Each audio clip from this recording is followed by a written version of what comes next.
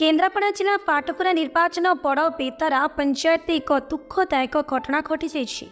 23 वर्षर युवक चित्तरंजन मल्लिक दुर्घटन मृत्युवरण होइछि। ए दुखरे बड़ बेतारा पंचायत रे शोकर छाया देखा मिली। चित्तरंजन मल्लिकर अमर स्मृति रे कैंडल शोभायात्रा रे युव समाजसेवी दीपक महापात्र और सरपंच प्रतिनिधि किशोर महापात्र और ग्रामवासी स्वर्गत चित्तरंजन मल्लिक अकाल वियोग अमर आत्मार सद्गति कामना करी ग्राम शिव मंदिर में 120 दीप जलाई। Kendrapara Dhirendra Kumar Mahapatra report news Lakshmi 7। महापात्र ये ग्राम बासिंदा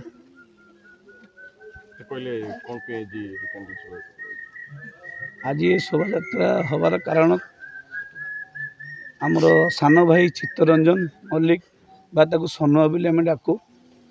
ये बहुत आदर ग्रामर पुओ भली था, बहुत निरीह सरल था।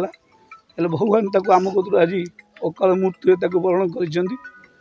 तेणु आम प्रभु जगन्नाथ कतरे ये अर्पण करुचु एवं आम जटेश्वर कतरे आज 108 दीपदान करुचु जे तार आत्मा सद्गति हो।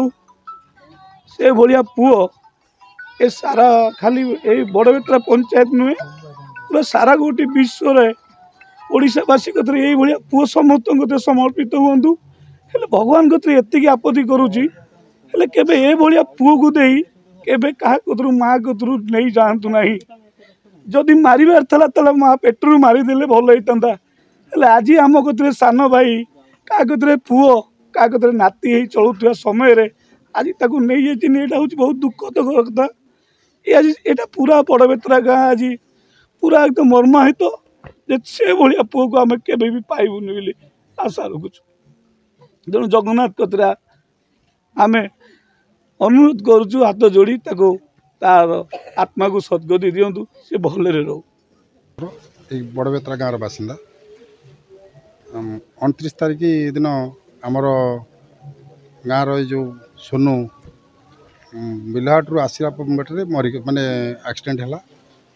तेणु से गोटे 2 दिन रहा माने एक्सपायर करीगला।